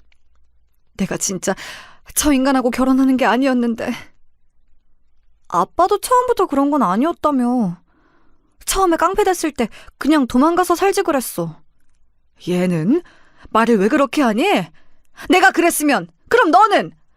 내가 너 지키려고 얼마나 애를 썼는데. 그리고 네 아빠가 심성은 착해. 사람이 나쁜 사람은 아니야. 지금은 그냥 방황하는 거야. 방황이라기엔 너무 길지 않아? 내 학창시절이 온통 조폭딸이라는 별명으로 불렸는데. 그건 그렇지만 그래도 너희 아빠가 우리한텐 잘하잖아. 아휴, 됐다. 이 인간 들어오면 또 배고프다 할 거야. 엄마는 밥하고 잘 테니까 너는 먼저 자. 문제가 있다면 엄마는 아빠를 매우 사랑한다는 점이었어요. 그래서 늘 제가 아빠 욕을 해도 엄마는 끝에 가서 아빠를 감싸고 돌았죠. 그리고 우리 집에 두 번째 불행이 찾아왔어요. 바로 아빠는 그날 밤 우리에게 돌아오지 않았습니다. 바로 아빠의 가출이었어요. 사실 아빠의 가출 자체가 불행은 아니었습니다. 오히려 아빠가 없으니 생활비도 줄었거든요. 하지만 아빠가 집을 떠난 뒤 엄마는 한층 더 우울해하셨습니다. 안 그래도 외할아버지가 돌아가시고 우울증에 빠졌는데 아빠의 가출이 엄마를 더 힘들게 했어요. 그리고 아빠의 가출 이후 몇 달이 지나자 깡패들이 우리 집을 찾아왔습니다. 아니, 그래서 이 사람 어디로 갔냐고. 어이 딸, 넌 알지? 네 아빠 어딨어? 모른다고 도대체 몇 번을 말해요. 아저씨들이 찾아요. 찾아서 손가락을 자르던 뭐 어디 불구를 만들던 저야말로 아빠 얼굴 보고 싶으니까 찾으라고요. 이렇게 우리 집 앞에 서 있는다고 뭐가 나와요? 아빠가 없는데 왜 우리 집 앞에 서서 동네 사람들 눈치 보이게 하냐고요? 아니, 너는 어린애가 뭘 그렇게 악으로 똘똘 뭉쳤냐? 그냥 물어본 거잖아. 모른다고 나도. 우리 아빠 어디로 사라졌는지 모른다고. 아빠 대신 찾아달라고. 저도 지금 생각하면 어디서 그런 깡이 나왔는지 모르겠어요. 그냥 그때는 상황 자체가 답답했던 기억이 납니다. 깡패 아저씨들이 우리 집 앞에 서 있으니까 집주인 아저씨도 대놓고 싫어하셨고 동네 주민들의 눈초리가 무서웠거든요. 제가 더 답답했던 것은 엄마의 태도였어요. 도대체 월세를 더 주면서 이 집에 계속 있는 이유가 뭐야? 엄마, 난 알아. 아빠 때문이지? 아빠가 나중에라도 우리 찾아올까봐 그러는 거지? 그냥 다른 지역으로 이사 가자고 했잖아. 아무 말도 없이 나간 거 보면 분명 생각이 있어서 그런 거였을 거야. 엄마는 네 아빠 믿어. 아무 생각 없이 그럴 사람 아니야. 조금만 더 기다리자. 진짜 속이 갑갑해서 말도 나오지 않았어요. 월세를 자발적으로 올려서까지 집을 떠나지 않는 엄마를 보며 한숨을 얼마나 쉬었는지 모르겠습니다. 그리고 고등학교를 졸업하고 저는 곧바로 동네에 있는 국밥집에 취업했습니다. 대학은 생각도 하지 않았어요. 당시 저는 일단 엄마와 살아야 하니까 돈을 버는 것이 우선이었거든요. 돈을 벌어야 뭘 하니까 일단 돈을 벌었습니다. 그러다 같이 아르바이트 하던 성민이라는 오빠와 연애도 하게 되었죠. 주연아, 그런데 너희 아빠 깡패라는 거 진짜야? 아니, 사람들이 뭐라 하는 거 들었어. 그냥 진짜인지 아닌지 궁금해서. 깡패야. 지금은 심지어 가출했어. 어디서 뭐 하는지도 몰라. 만약 그게 싫으면 오빠 지금 나를 떠나. 난 예전부터 깡패 딸이라는 거에 대해서 이골이 나서. 아니야. 그냥 물어본 거였어. 걱정하지 마. 성민 오빠는 생각보다 착하고 다정한 사람이었어요. 그리고 사귀면서 알게 된 사실인데 집안 분위기도 매우 화목했습니다. 저처럼 아빠가 깡패도 아니었고 무려 공무원이더라고요. 어머님도 나긋나긋하고 굉장히 차분하셨어요. 우리 엄마도 곱게 자란 사람인데 아빠를 만나 고생해서 억세진 경우였거든요. 아무튼 저는 국밥집에서 2년을 일하고 근처에 있던 전문대에 입학하게 되었습니다. 성민 오빠가 다니던 학교여서 저는 더욱 오빠에게 의지했어요. 오빠의 군대도 기다려줬고 최선을 다했습니다. 그렇게 성민 오빠와 자그마치 4년의 연애 후에 오빠가 결혼 얘기를 꺼냈어요. 그때까지 아빠는 우리에게 돌아오지 않고 있었습니다. 네 아빠가 언제쯤 돌아올까? 그래도 하나밖에 없는 딸인데 그 양반이 너를 끔찍하게 아꼈던 거는 알지? 엄마, 아빠가 언제 돌아올지 나도 모르지. 그런데 지금 심정으론 잘 모르겠어. 성민 오빠는 우리 아빠가 깡패였다는 거 아는데 시부모님은 모르셔. 실제로 시부모님은 우리 아빠가 그냥 이혼하고 별거하고 있는 줄 아셨어요. 차마 제 입으로 우리 아빠는 조폭이고 워낙 사고를 많이 쳐서 힘들었고 지금은 어디서 뭘 하는지 모른다고 말을 할 수가 없더라고요. 시부모님은 워낙 좋은 분들이셔서 그런 저를 오히려 다독여 주셨죠. 이혼은 요즘 많이 하더라고요. 안 맞는데 계속 같이 사는 게 더 힘들지. 너무 고생 많았네요. 우린 괜찮아요. 둘이 잘 살면 되는 거지. 안 그래요, 여보? 맞지. 우린 그냥 성민이와 주연이 너희 둘이 큰 걱정 없이 살면 그걸로 됐다. 저도 양심에 찔려서 사실을 말해야 하나 싶었는데 결혼을 망치고 싶지 않았습니다. 그런데 성민 오빠와 저는 결국 파혼하게 되었어요. 왜냐하면 딱 결혼 얘기를 꺼내고 상견례를 하자마자 아빠가 집에 돌아왔습니다. 일정이 끝나고 집에 들어갔더니 엄마가 잔뜩 상기된 얼굴을 하고 현관으로 달려왔어요. 주연아, 네 아버지가 돌아왔어. 이게 무슨 일이니? 내가 그랬지. 네 아빠 반드시 우리한테 다시 찾아올 거라고 했잖아. 엄마는 너무 행복해. 우리 딸 결혼식에 아빠 손잡고 들어갈 수 있겠어. 기뻐하는 엄마와 달리 저는 말을 이을 수 없었어요.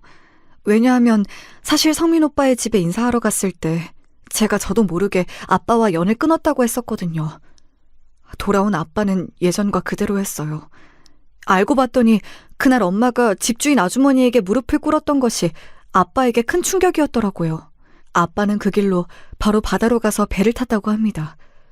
쉬지도 않고 계속해서 돈을 벌었다고 하며 웃더라고요. 아빠는 고생해서 살도 많이 빠진 상태였고 돈도 꽤 많이 벌었어요. 그런데 그런 아빠를 보며 저는 눈물이 자꾸 나왔습니다.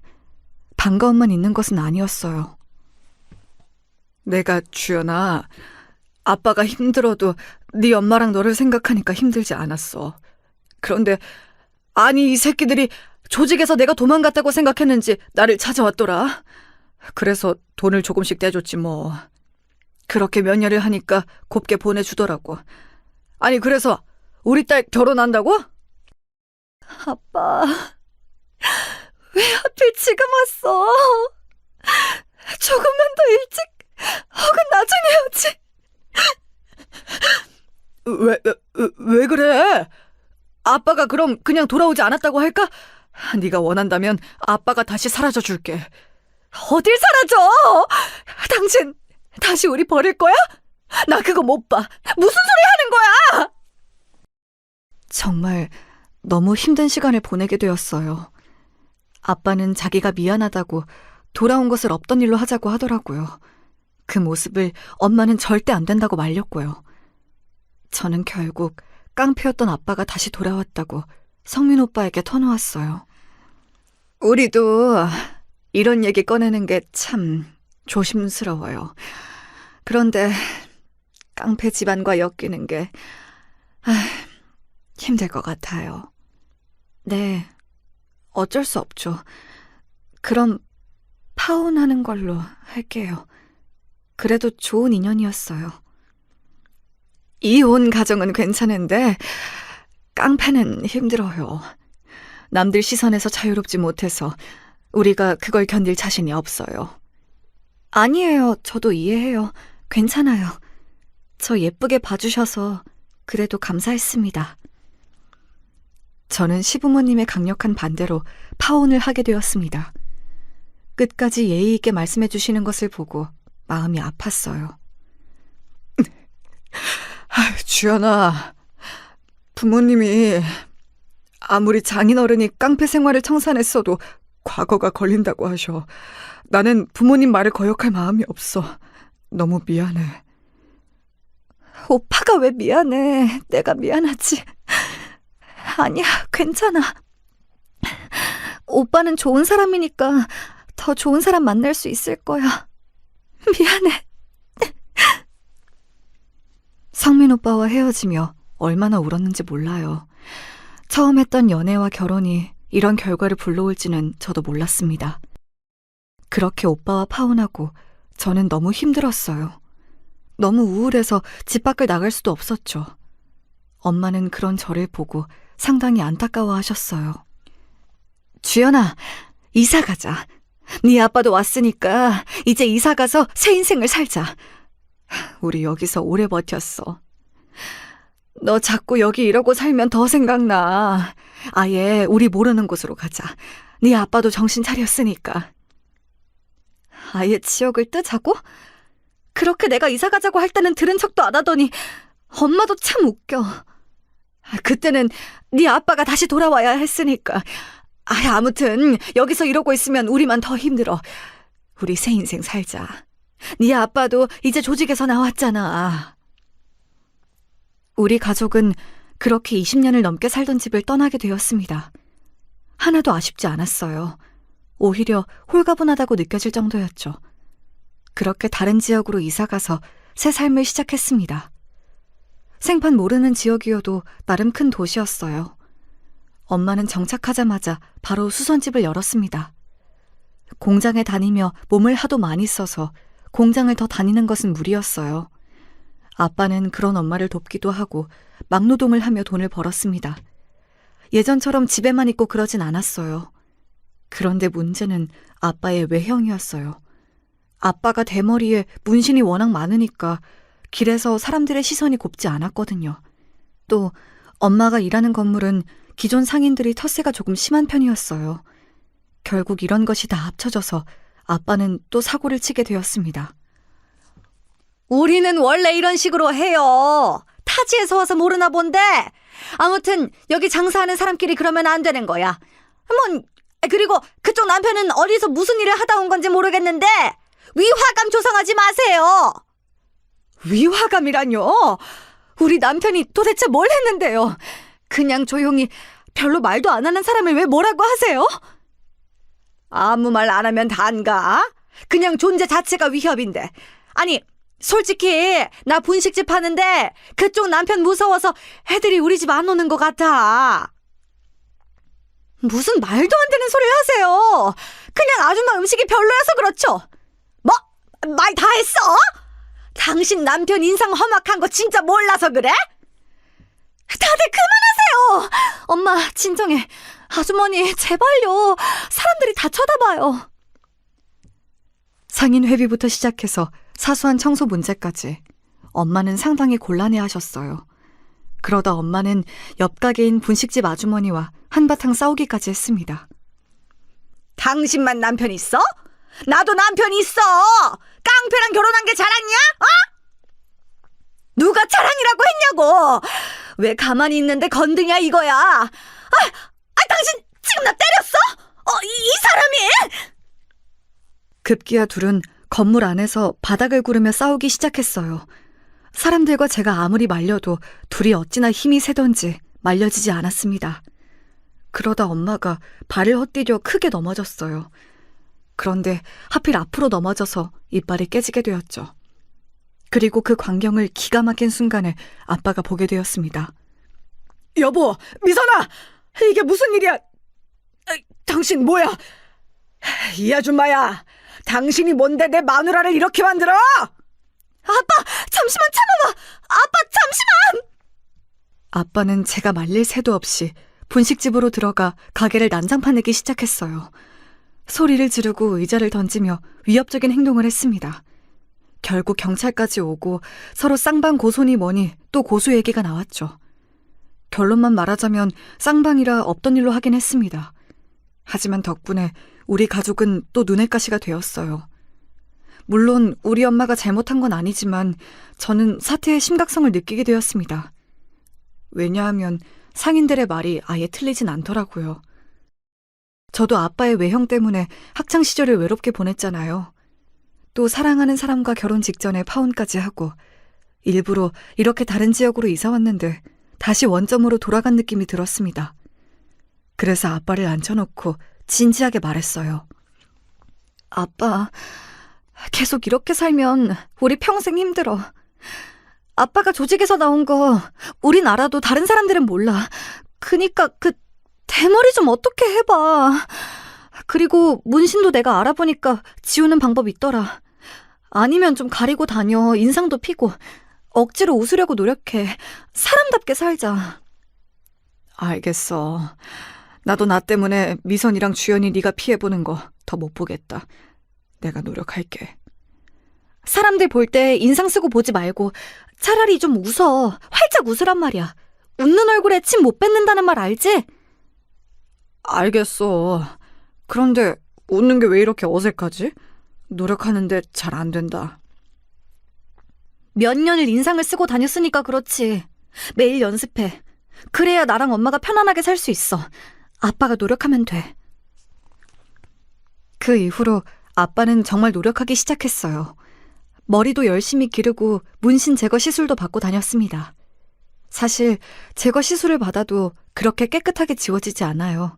그래서 아빠는 한여름에도 긴팔을 입고 다녔답니다. 또 워낙 인상을 오래 쓰던 사람이라 인상 자체를 바꾸려고 제가 많이 도와주었어요.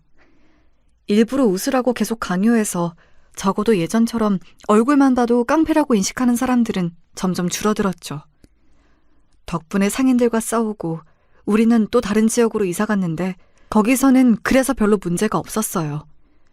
엄마와 아빠는 새로 터잡은 곳에서 수선집 경력을 살려 세탁소를 운영하셨어요. 저는 대학 전공이 요리라서 그 경력으로 그 지역에 있던 유일한 호텔에 취업했습니다. 셋 다 일하니 경제적으로 여유가 생겼어요. 우리가 언제 이렇게 형편이 괜찮아져서 소고기도 다 먹냐. 나 너무 감동이야. 그동안 고생 많았어. 그러게. 그래도 소고기는 부드러워서 씹는 게 쉬워서 좋다. 주연아, 엄마 잘 먹을게. 너무 고마워. 우리 딸 덕분에 호강한다. 아니야. 엄마 이가 안 좋아서 일부러 소고기집으로 잡았어. 엄마, 치과는 꾸준히 다니고 있는 거지? 엄마는 그때 옆집 분식집 아주머니와 싸운 이후에 치아를 다 새로 바꾸셨어요. 이가 많이 깨져 새로운 치아를 심었는데 예전처럼 고기를 잘 씹지 못하셨습니다. 무리하게 단단한 음식을 깨물다 이가 다시 나가기도 하셨거든요. 그 이후로 엄마는 부드러운 음식을 선호하셨어요. 그 모습을 볼 때마다 가슴이 아팠습니다.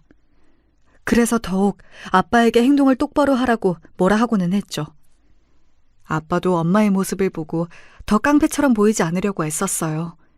덕분에 우리 세탁소는 친절함으로 유명해졌습니다. 그리고 저는 호텔에서 일하며 새로 연애를 시작했습니다. 사실 성민 오빠와의 파혼 이후에 저는 연애를 일부러 하지 않고 있었어요. 왜냐하면 한번 제 잘못이 아닌 아빠의 문제로 파혼하게 되니까 또 그렇게 되면 너무 힘들 것 같았습니다.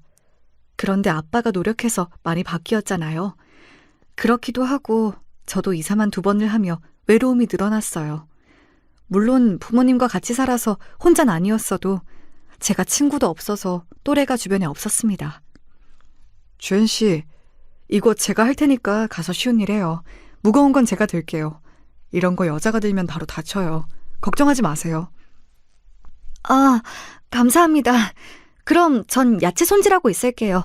혹시라도 도움 필요하시면 언제든지 말씀하세요. 도움은 괜찮고 혹시 주연 씨 오늘 퇴근하고 일정 있으세요? 저랑 저녁 같이 드시지 않으실래요? 호텔 주변에 괜찮은 레스토랑이 있거든요.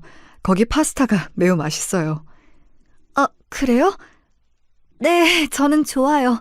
제가 양식을 또 좋아해서 감사합니다. 그럼 끝나고 봬요. 같이 일하던 직원이었는데 저보다 선배였던 재혁 씨는 매우 친절했어요. 원래도 다정하고 천성이 착한 사람이었는데 저한테는 유독 더 친절했습니다. 그런 모습을 보고 동료들이 저에게 재혁 씨가 저를 좋아한다고 말해주었어요. 주연 씨, 재혁 씨가 주연 씨한테 관심 있는 것 같던데? 잘해봐. 재혁 씨 집 되게 잘 산다고 말 많아. 만약 주연 씨가 재혁 씨랑 결혼하면 인생 피는 거야. 아, 그래요? 저는 그것까진 몰랐어요. 그리고 아직 모르죠. 사람 일이라는 게. 에이, 뭘 몰라. 딱 봐도 재혁 씨는 주연 씨한테 관심이 있던데? 동료의 말은 사실이었어요. 재혁 씨는 저에게 그 뒤로 노골적으로 관심을 더 표현했거든요. 심지어 우리 부모님이 세탁소를 운영한다는 것을 듣고 세탁소에 와서 일손을 돕기도 했습니다. 제가 아빠는 몰라도 엄마한테는 애틋한 마음만 있거든요. 아빠를 사랑하지 않는 것은 아니에요. 분명히 사랑하는데 애증이라고 하는 게 맞죠. 하지만 엄마는 그냥 생각만 해도 눈물이 나고 안쓰러운 마음이 커요. 그런 엄마가 재혁 씨가 일손을 도우니 너무 좋아하셨어요. 또 재혁 씨가 키도 크고 잘생겨서 엄마가 마음에 들어 하셨죠. 아이고, 주연이 남자친구라고요? 이렇게 잘생긴 청년이 우리 딸이랑 만난다니까 기분이 좋아요. 아니에요. 주연 씨 같은 사람을 만난다니 제가 더 영광이죠. 예쁘고 친절하잖아요. 어머님, 그거 제가 할 테니까 앉아 계세요.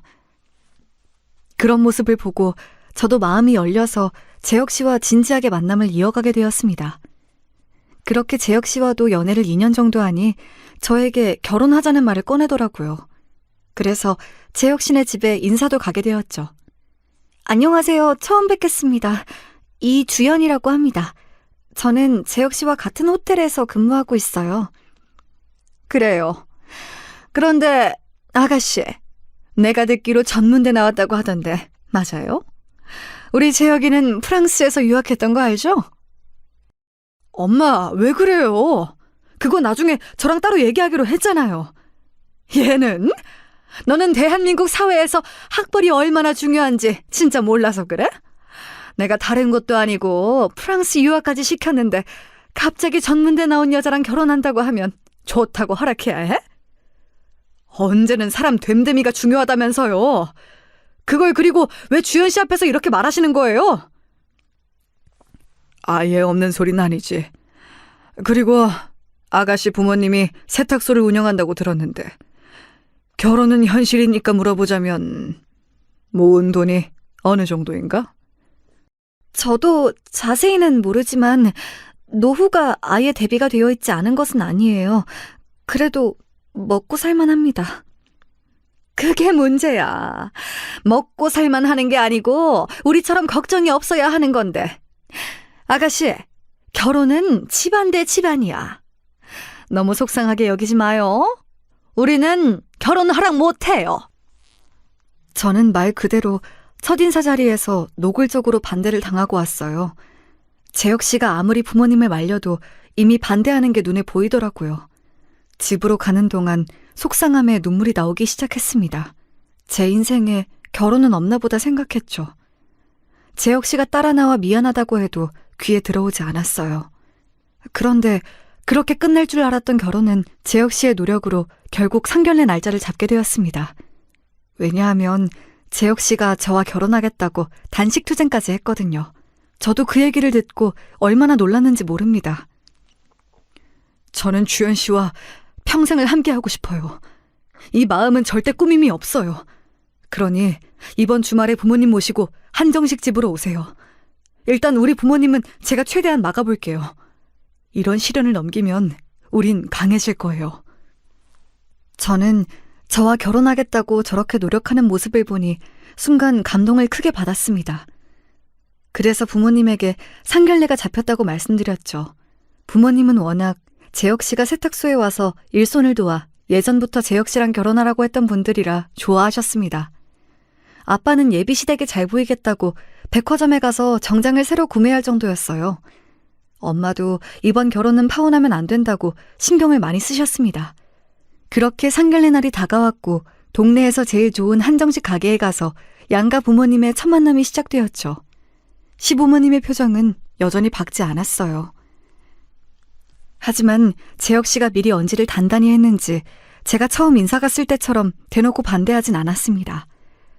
상당히 어색한 자리였는데 그래도 말을 이어나가고 있었어요. 그런데 우리 엄마가 이가 안 좋아서 질긴 음식을 씹는 것이 어렵잖아요. 하필이면 그 한정식집이 고기가 매우 질겼어요. 그리고 반찬도 부드러운 음식이 없었습니다. 순간 속으로 음식 선정을 잘못했다는 생각이 들었죠. 만약 결혼한다면 저희는 예물을 꼭 받고 싶어요. 그리고 사계절 이불도 받아야겠어요. 우리 아들이 프랑스에서 유학해도 결혼은 한국에서 하니까 한국의 결혼 예절을 따라야죠. 네네, 그럼요. 걱정하지 마세요. 아쉽지 않게 준비하도록 하겠습니다. 유학생 사위라니 저는 복에 겨웠네요. 우리 집이 전통을 중시하는 가문이에요. 그래서 만약 결혼하면 명절이나 제사도 꼭 챙겨야 하고 할 게 많을 겁니다. 채통을 중요하게 여기는 집이라 처음에 적응하기 힘들 수도 있겠어요. 하지만 그래도 견뎌낼 거라 믿습니다. 저랑 주연 씨가 열심히 노력할게요. 양가 부모님들께 믿음을 줄 수 있도록 하겠습니다. 흡사 면접 같은 상견례 자리였어요. 그래도 재혁 씨가 중간에서 많이 중재해줘서 분위기가 점점 풀어지고 있었습니다. 사실 중간에 시어머니의 선 넘는 발언이 종종 있었어요. 며느리 될 사람이 전문대 출신이라 했더니 주위에서 우리 보고 마음이 넓다고 하더라고요. 아무래도 우리 집은 유학생이 좀 있어서요. 엄마, 그만해요. 우리 오늘 그런 말은 안 하기로 했잖아요. 있는 사실이 아예 없다고 할 수도 없잖아? 아무래도 가방끈 차이가 있는 것은 맞으니까. 또 원래 사람들 머리는 목의 유전이잖니? 이런 발언을 할 때마다 아빠의 표정이 굳어졌어요. 저는 그럴 때마다 식탁 밑으로 아빠의 손을 꼭 잡았습니다. 그리고 마음속으로 결혼에 대한 확신도 사라졌어요. 이런 취급을 받으며 살고 싶진 않았거든요. 그래도 상견례 자리에서 깽판을 칠 순 없으니 아빠를 다독였어요. 엄마의 표정을 보니 속상한 표정이길래 저도 슬슬 결혼 생각이 없어지는 찰나였습니다. 장모님, 이것도 드세요. 갈비찜인데 맛이 좋아요. 혹시 더 드시고 싶은 거 있으세요? 아이고, 고맙네. 아니야, 이걸로 충분해. 맛이 워낙 좋아서. 자, 다들 일단 식사 마저 하세요. 얘기하다 음식이 다 식을 것 같아요. 그래요. 우리 일단 먹으면서 말합시다. 밑반찬 나온 걸 보니까 음식이 매우 정갈하고 좋아요. 장소 선정을 잘했네. 하던 얘기를 멈추고 식사를 하는데 엄마가 고기를 씹는 게 어려워 보였어요. 이에 낀 건지 쩝쩝거리기 시작하셨죠. 저는 그 모습을 보고 점원을 불러 가위를 부탁하려고 했는데 그때였습니다. 시어머니가 그런 친정엄마를 보고 대놓고 빈정거리기 시작했어요. 작게 말하긴 했지만 제 귀엔 다 들렸어요. 아휴, 진짜. 이런 집에서 자라니까 천문대를 나오지. 이런 행동에서 다 보인다니까. 네? 어머님, 지금 뭐라고 하셨어요? 제가 제대로 들은 거 맞나요? 아니, 음식을 왜 저렇게 드시는 거야? 우리 집이 얼마나 대단한 집인지 알아? 교양이 얼마나 중요한데. 재혁아, 너는 꼭 이런 집하고 결혼을 해야 하니? 엄마! 도대체 왜 그러세요? 장모님, 죄송합니다. 주연 씨, 죄송해요. 보자 하니까 참으려고 노력했는데 진짜. 저기요, 아줌마! 나도 짜증나서 더 못 참겠네. 내가 당신 집안하고 결혼 안 해. 어이가 없네? 이렇게 예의 없는 행동은 그럼 교양 넘치나? 저도 결코 성격이 순한 편은 아니거든요. 어릴 때부터 아빠 때문에 거친 삼촌들을 많이 보기도 했고요. 제가 처음으로 큰 소리를 내자 시어머니는 뭐 저런 게 다 있냐는 표정으로 저를 바라보았습니다. 제 역시만 중간에서 중재하느라 힘들었죠. 엄마는 민망한지 고개를 숙이고 있었어요. 슬며시 아빠를 봤더니 초인적인 인내심을 발휘하는지 얼굴이 새빨개진 채로 있었습니다. 속으로 대단하다고 칭찬해줬어요. 그런데 그것도 모르고 시어머니는 끝까지 자기의 잘못을 인정하지 않았습니다. 오히려 심지어 더 비아냥거리기 시작했어요. 이런 천박한 집이랑 어떻게 사돈으로 살라는 거야? 재혁이, 너 다시 생각해. 이런 집하고 결혼하고 싶어? 엄마는 속상해서 눈물이 나와. 천박? 아줌마, 말 다 했어? 그러는 당신들은 얼마나 대단한 집이라고 이러냐고. 나도 이런 천박한 집하고 결혼 안 해. 누가 보면 당신네 집안 대통령 집안인 줄 알겠어? 상견례 자리에서 쩝쩝거리는 게 그럼 천박하지? 그리고 너는 시어머니 될 사람한테 그게 할 소리니? 진짜 뭔 애미나 딸이나 더럽게 교양 없네. 교양?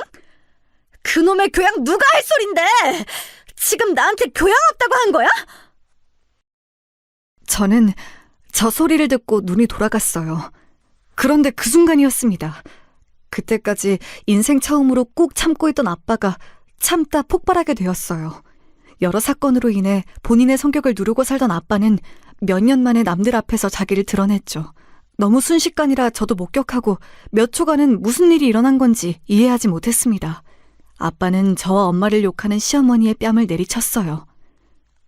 어머, 이게 무슨 짓이야? 이 교양 없는, 어머, 여보, 당장 경찰 불러! 지금 누구를 때려? 당신 미쳤어? 어디서 감히? 조용히 앉아있던 시아버지까지 일어나서 우리에게 삿대질하기 시작했어요. 시어머니는 본인이 뺨을 맞았다고 엉엉 울며 바닥에 드러누웠죠. 시아버지가 저와 엄마한테 쌍욕을 시작하자 아빠는 급기야 식탁을 엎어버렸어요. 사람들이 몰려오고 점원들이 들어와 말려도 아빠는 이미 흥분 상태였습니다. 사실 예전 같으면 아빠가 저럴 때 제가 나서서 말렸을 거예요. 그런데 그날은 얼마나 속이 시원했는지 모릅니다. 시아버지는 아빠가 난동을 부리자 많이 놀랐는지 가만히 입을 꾹 다물었어요. 본능적으로 거기서 더 난리치면 안 된다는 사실을 깨달았나 보더라고요. 조용히 해. 내 아내랑 딸 건들면 당신들 내 손에 죽어. 다시는 내 눈앞에 띄지 마. 알겠어? 조용히 살려고 해도 이렇게 꼭 사람을 건드려. 당장 꺼져! 자네도 우리 딸 앞에 나타나지 마. 연락도 하지 말고 조용히 죽은 듯이 살아. 그동안 아빠는 일부러 사람들에게 위협적으로 보이지 않으려고 많은 노력을 했잖아요. 그래도 깡패 생활이 헛되지 않았는지 전날은 완전히 돌변했습니다. 재혁 씨는 저 말을 듣고 조용히 자기 부모를 챙겨서 가게를 나갔어요. 겨우 수습하고 점원들에게 제가 대신 사과의 말을 건넸습니다. 미안하다, 주연아. 아빠가 참았어야 하는데 미안해. 너무 흥분했지? 그런데 아빠는 너와 엄마를 건드리는 것을 보면 속에서 열불이 나서 참을 수가 없어. 아빠, 괜찮아. 내가 오늘은 아빠 안 말렸잖아. 그래도 됐어. 잘했어. 깡패 생활 오래돼서 위협하는 법 까먹은 줄 알았는데 아니네? 네가 괜찮다니 다행이다. 아니, 나도 조용히 살고 싶은데 도저히 도와주질 않네. 여보, 괜찮아? 많이 놀랬지? 나는 괜찮아. 그나저나 주연이가 걱정이다. 2번째 결혼도 파혼이네. 괜찮아? 우리 때문에 우리 딸이 고생하네. 저런 집에 시집 가면 나만 더 힘들어. 나도 속으로 언제 도망갈까 생각 중이었어. 됐어, 아빠. 잘했어. 아빠는 깽판을 치고 제 눈치를 계속 보고 있었어요. 아무래도 예전부터 제가 아빠의 그런 모습을 보면 화를 많이 내서 그런 것 같았죠. 그래도 이번엔 진짜 아빠의 그런 위협적인 행동이 도움이 되었습니다. 이 뒤로는 어떻게 되었냐고요? 재혁 씨는 말 그대로 사라졌어요. 저는 내심 속으로 저 사람들이 경찰서에 가서 신고할까봐 무서웠거든요. 아빠가 경찰서에 한두 번 간 것도 아니었고요. 그런데 다행히 재혁 씨와 재혁 씨 부모는 아예 자기들이 우리 지역을 떠서 다른 곳으로 이사 갔습니다. 본능적으로 생명의 위협을 느꼈나 봐요. 우리 아빠지만 저도 아빠의 깽판치는 모습을 보면 혀를 찰 정도거든요. 그리고 저는 그 이후로 결혼 생각이 완전히 사라졌습니다. 좋은 인연이 있다면 나중에는 모르겠는데 일단 지금은 누구를 만나 새로운 관계를 맺는 것 자체가 버겁더라고요. 그런데 결혼 생각이 사라지고 부모님과 평생 살겠다고 하니 오히려 마음이 매우 가볍습니다. 부모님이 2분의 사이는 매우 좋다고 했잖아요. 그래서 그냥 늙어가는 부모님을 모시고 저 혼자 살 생각도 하고 있어요. 먼 미래는 몰라도 당분간은 결혼 생각이 전혀 없습니다. 그래도 저는 이런 제 인생이 행복하고 좋아요. 제가 준비한 사연은 여기까지입니다. 재밌게 들어주셨는지 모르겠어요. 저는 사연을 제보하며 우리 가족이 참 다사다난했다고 느낍니다. 앞으로 어떤 일이 또 발생할지 모르겠지만 그때마다 잘 대처하며 살도록 할게요. 들어주셔서 감사합니다. 다들 행복한 하루 보내세요.